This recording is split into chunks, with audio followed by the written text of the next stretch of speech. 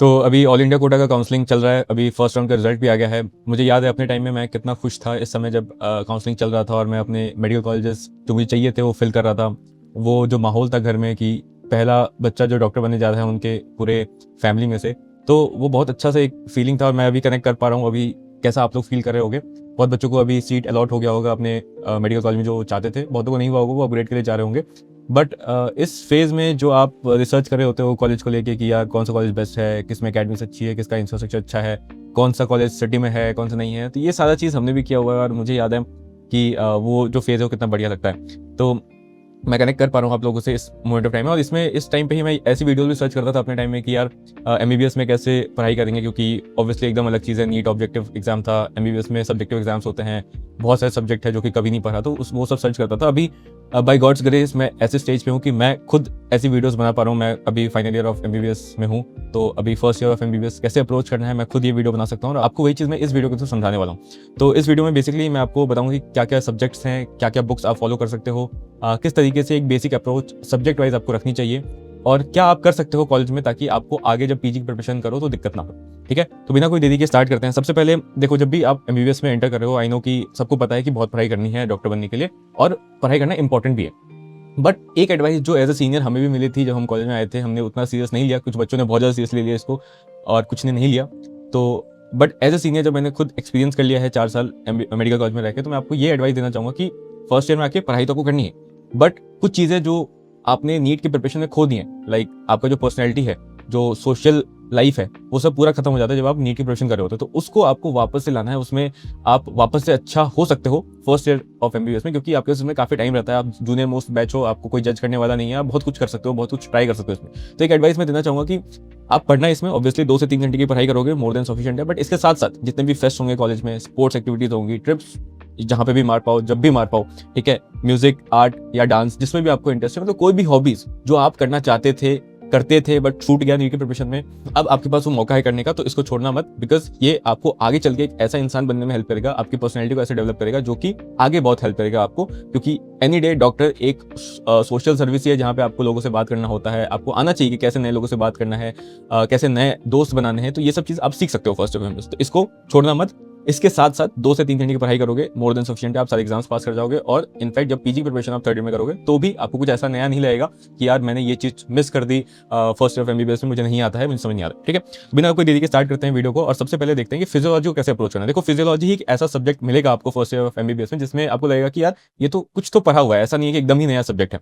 Other than that biochem भी थोड़ा सा आपको लग सकता है, बट एनाटॉमी एकदम ही नया सब्जेक्ट है। तो फिजियो इसलिए सारे बच्चों का जो भी फर्स्ट ईयर ऑफ एमबीबीएस में आते हैं उनका फेवरेट होता है, उनको पढ़ना पसंद आता है और ऐसा ही आपको भी फील होगा। इनफैक्ट ये इजी भी है, सबसे इजी सब्जेक्ट मुझे भी लगता था फिजियो, बट इसमें स्कोर करना थोड़ा हार्ड होता है क्योंकि बच्चे समझ नहीं पाते लिखना कैसे, तो वो भी मैं आपको बताऊंगा कैसे आपको एग्जाम में लिखना होता है।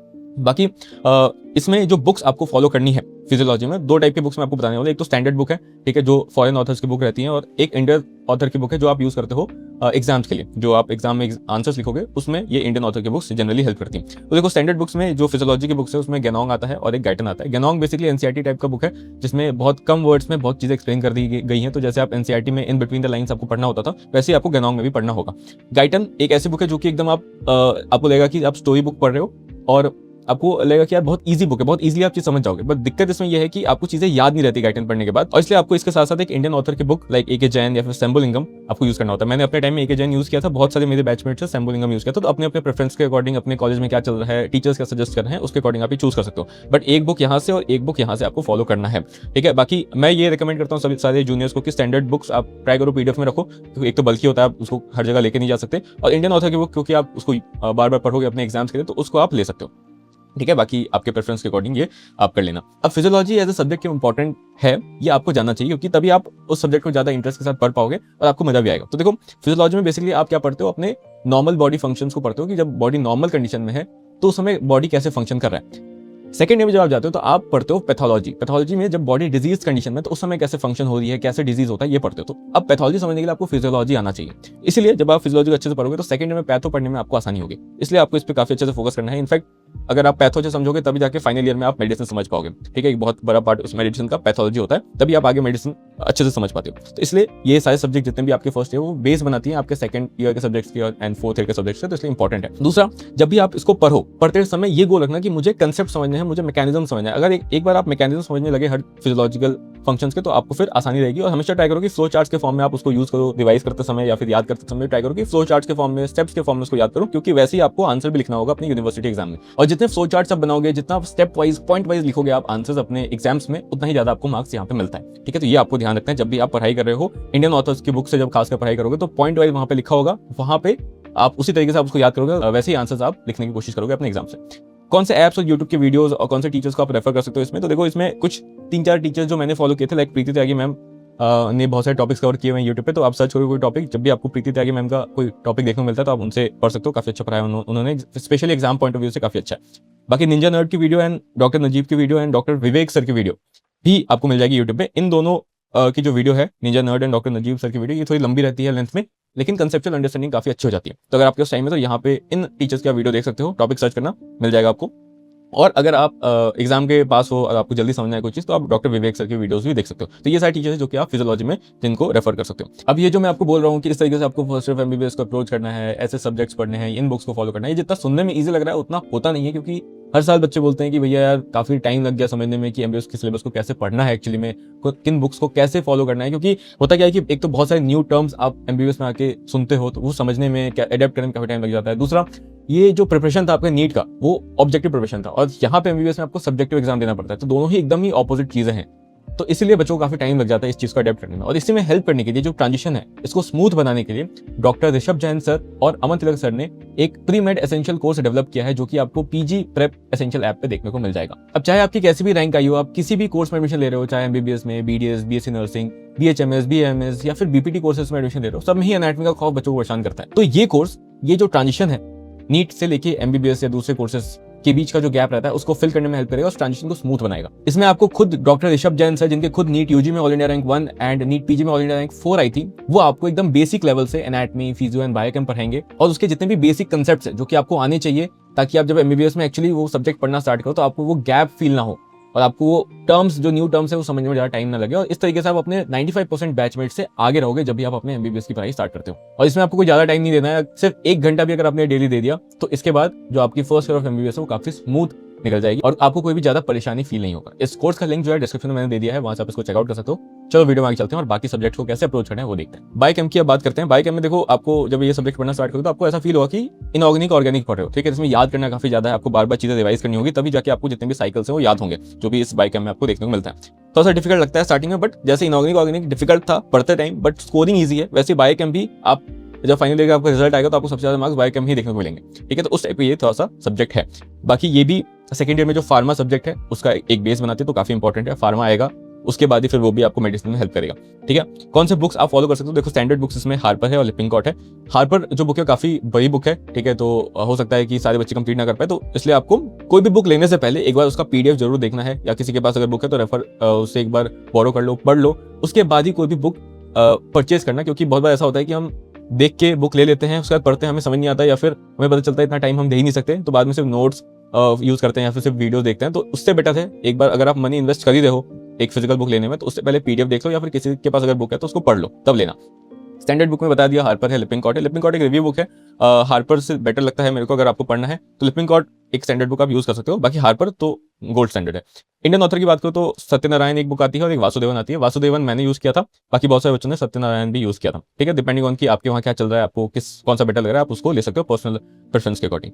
बाकी अगर आप इंडियन ऑथर की बुक नहीं भी लेते हो, सिर्फ इनमें से कोई एक बुक लेते हो, स्टैंडर्ड बुक पढ़ते हो, और एग्जाम टाइम में आपको बस चाहिए कि मुझे प्रॉपर नोट्स मिल जाए या पॉइंट वाइज चीजें मिल जाए, तो आप जम्बुलकर सर की वीडियोस एंड नोट्स फॉलो कर सकते हो, जो कि आपको यूट्यूब पे फ्री में मिल जाएगा। पूरी बायोकेमिस्ट्री उन्होंने करा दी है, बेस्ट टीचर मेरे को लगता है, सबको लगता है इनफैक्ट, जो कि बायोकेम के लिए अवेलेबल है। तो ये टीचर मोर देन एनफ है आपके सारे एग्जाम्स पास करवाने के लिए, तो इनको आप फॉलो कर सकते हो। बाकी जब भी आप बायोकेम कर रहे हो, आपको फोकस ये रखना है कि सारे के सारे पाथवेज आपके क्लियर हो। ठीक है, सारे साइकिल्स जितने भी हैं वो आपको क्लियर है, जितने भी मेटाबॉलिज्म वाले हैं, लिपिड मेटाबॉलिज्म, कार्बोहाइड्रेट मेटाबॉलिज्म हो गया, प्रोटीन मेटाबॉलिज्म, इनमें जितने भी टॉपिक्स हैं और उनसे क्या क्या डिजीज हो सकते हैं, उसको कोरिलेट करते हुए अगर आप पढ़ोगे, एक तो इंटरेस्टिंग लगेगा आपको, क्योंकि एक ऑलरेडी बहुत बोरिंग सब्जेक्ट है, और उसको आप इस तरीके से लंबे समय तक याद भी रख पाओगे। बाकी रिवीजन सबसे इंपॉर्टेंट है बायोकेम में, अगर आपको अच्छा स्कोर करना है। अब आते हैं एनाटॉमी, जो कि सबसे बड़ा सब्जेक्ट है, जिसका सबसे ज्यादा खौफ भी लगता है बच्चों को जब भी फर्स्ट ईयर में आते हैं, और सबसे ज्यादा टाइम अपने फर्स्ट ईयर में इसी सब्जेक्ट में देने वाले हो।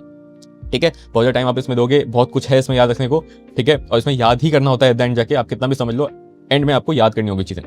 एक टिप मैं जो आपको दूंगा कि जो एनाटॉमी को पढ़ने में, समझने में और याद रखने में ईजी बनाएगी, वो है विजुअलाइजेशन। ठीक है, जितना आप विजुअलाइज करोगे चीज़ों को, जितना आप देखोगे एक्चुअली, उतना ज़्यादा आपको चीज़ याद रहेगी।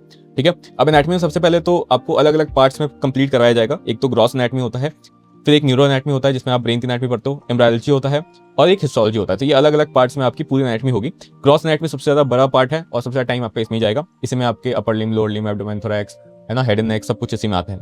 ठीक है, अब इसमें जो स्टैंडर्ड बुक है वो ग्रेज एनाटॉमी है। ठीक, कहीं ना कहीं आपने इस बुक का नाम सुना होगा, बट ये बुक बहुत वास्ट है, तो मोस्टली बच्चे इसको फॉलो नहीं करते हैं। ऑल्सो एक बात मैं आपको बताता हूँ, जो भी मैंने ऊपर आपको स्टैंडर्ड बुक्स बताए लाइक गाइटन, गेनोंग, अगर आप गाइटन लेने जाते हो तो ये ध्यान रखना कि आप साउथ एशियन एडिशन लो, क्योंकि उसी में जो आपका जो कॉम्पिटेंसी चलता है मेडिकल कॉलेज में, उसके अकॉर्डिंग उस के सारे सिलेबस को डिवाइड कर दिया गया है। नहीं तो फिर आप चीज़ों को ढूंढ ही नहीं पाओगे। अगर आप एक्चुअल जो इंटरनेशनल एडिशन है उसको अगर लेने चले गए तो फिर उसमें आपको कंटेंट मिलेगा ही नहीं अच्छे से। तो जो आपका इंडियन कॉम्पिटेंसी है उसके अकॉर्डिंग साउथ एशियन एडिशन में उसको डिवाइड कर दिया गया है। तो इसलिए जब भी बुक लो तो साउथ एशियन एडिशन ही लेना। Gray's anatomy again PDF more than enough, अगर आपको पढ़ना ही है तो पीडीएफ ले लो, क्योंकि बुक लेने जाओगे तो महंगी भी बहुत ज़्यादा है और लोग पढ़ते नहीं है जनरली। इंडियन ऑथर की बुक जो सबसे ज़्यादा फॉलो की जाती है इंडिया में वो है बीडीसी। इसके 4 वॉल्यूम्स आते हैं, सब में अलग अलग पार्ट्स, एक में अपर लिम्ब होगा, एक में lower limb and abdomen, thorax, ये सब होगा, हेड एंड नेक होगा एक में। तो ऐसे करके डिवाइड किया हुआ है। तो बीडीसी की जो 4 वॉल्यूम आती है उसमें से 3 वॉल्यूम ये सब है, और 4th वॉल्यूम जो है बीडीसी की उसमें न्यूरो एनाटॉमी कवर किया हुआ है। तो मैं अपने टाइम में तो मैंने क्या किया था, एक साथ ही 4 वॉल्यूम ले ली थी। बाद में मेरे को पता चला कि जो न्यूरो एनाटॉमी है वो विश्राम सिंह की ज़्यादा बेटर है। तो इसलिए अगर आप लेने जा रहे हो तो पहले तो ट्राई करना है कि एक एक वॉल्यूम ही लो। ठीक है, अगर फिर भी आपको एक साथ लेना है तो 3 वॉल्यूम ले लो बीडीसी की, और 4th वॉल्यूम जो है ना विश्राम सिंह की लेना। बेसिकली जो न्यूरो एनाटॉमी वाला पार्ट है वो विश्राम सिंह का लेना, ताकि आपको ये दिक्कत फील ना हो। ठीक है, एटलस भी आता है एनाटॉमी का, अगर आपको चाहिए हो तो नेटर्स का एटलस आता है, पीडीएफ रख सकते हो उसका, और वहाँ पे बेसिकली सारे डायग्राम्स, जो मसल के इंसर्शंस है, नर्व सप्लाई है, ब्लड सप्लाई है, वो सब दिया हुआ है। तो आप वहाँ से एक रेफरेंस ले सकते हो, जो भी चीज़ आप पढ़ रहे हो बुक में थियरी में, उसको विजुलाइज करने के लिए वो चीज़ें आप वहाँ से फॉलो कर सकते हो। बट ये मोस्टली पुराने टाइम में यूज़ होता था जब 3D एनाटॉमी जैसे ऐप अवेलेबल नहीं थे। तो ये ऐप्स अब ऑलरेडी हैं, अगर आप परचेस कर सकते हो, ठीक है, उस केस में आप 3D एनाटॉमी ऐप्स भी यूज़ कर सकते हो। इससे ज़्यादा बेटर लगता है मेरे को। बाकी परचेस नहीं करना तो नेटर्स एटलस भी काफ़ी अच्छा है विजुलाइजेशन के लिए। ठीक है, अब न्यूरो एनाटॉमी की बात करें तो स्टैंडर्ड बुक इसमें जो है स्नेल्स है। ठीक है, इसकी भी पीडीएफ रखो, उसको पढ़ो आराम से, अच्छी बुक है। बाकी इंडियन ऑथर में बता दिया विश्राम सिंह, आप फॉलो कर सकते हो। एम्ब्रायोलॉजी के लिए लैंगमैन स्टैंडर्ड बुक है, और यही मोर देन एनफ है। आप उसको फॉलो करोगे आराम से, पढ़ भी लोगे, समझ भी लोगे, अच्छे एग्जाम में लिख भी पाओगे। बाकी इंडियन ऑथर की बुक जो यूज़ होती है वो है आईवी सिंह।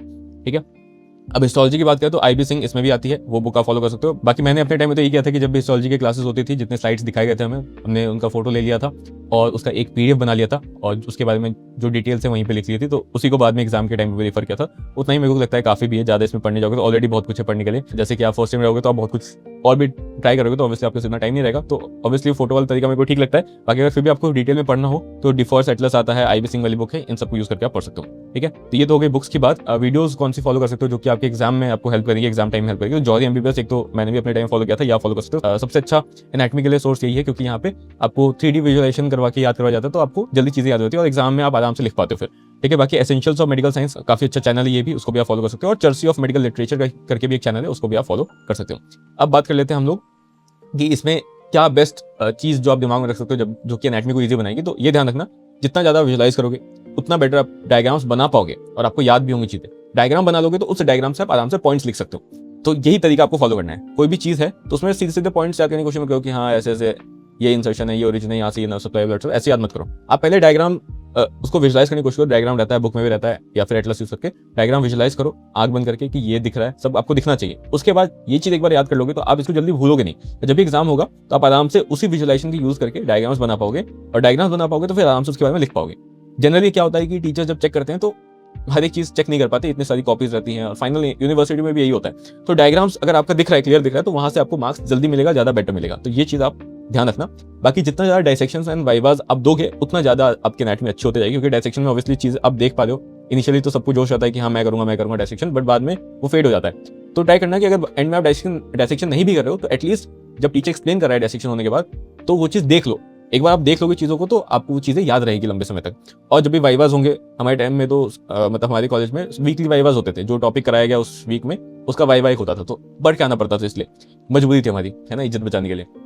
तो ऐसे ही अगर आपके यहाँ भी होता है तो वो तो बेटर, उस तरीके से आपकी बहुत चीज़ें कवर हो जाएंगी और आपको चीज़ें एंड में याद भी रहेगी, क्योंकि आपने हर एक टॉपिक का बेसिकली एक एग्जाम दिया होगा, एक वाइवा दिया होगा, तो उस तरीके से आपका एनाटॉमी कवर भी हो जाता है अच्छे तरीके से। तो यही चीज़ें थी जो आपको ध्यान रखनी है फर्स्ट ईयर ऑफ एमबीबीएस में। एक बेसिक चीज़ ध्यान रखोगे। बाकी कुछ ऐसा नया नहीं आपको पढ़ना है, पढ़ने वाले बच्चे आप ऑलरेडी हो, तभी आपका नीट निकला है। और ये करोगे, रिवाइज करते रहोगे टाइम टू टाइम, 2 से 3 घंटे की डेली स्टडी करोगे, जो टॉपिक क्लास में हुआ है उसको खत्म कर लो, या जो भी प्रोफेसर ने पढ़ाया है उसको खत्म कर लोगे, तो एटलीस्ट सारे एग्जाम्स आप पास कर जाओगे। और पीजी के प्रिपरेशन के टाइम में भी आपको कुछ ऐसा लगेगा नहीं कि यार ये तो मैंने कभी देखा ही नहीं, ठीक है। बाकी एंजॉय करो यार, फर्स्ट ईयर ऑफ एमबीबीएस में मोस्टली एंजॉय करना चाहिए। थोड़ा सा साइड से पढ़ो, एंजॉय करो, पर्सनैलिटी बनाओ, चीज़ों को सीखो, जो आप ट्राई करना चाहते हो तो वो ट्राई करो। मैं तो यही कहना चाहूँगा सबको। बाकी बाय, मिलते हैं नेक्स्ट वीडियो के साथ, तब तक ठीक है।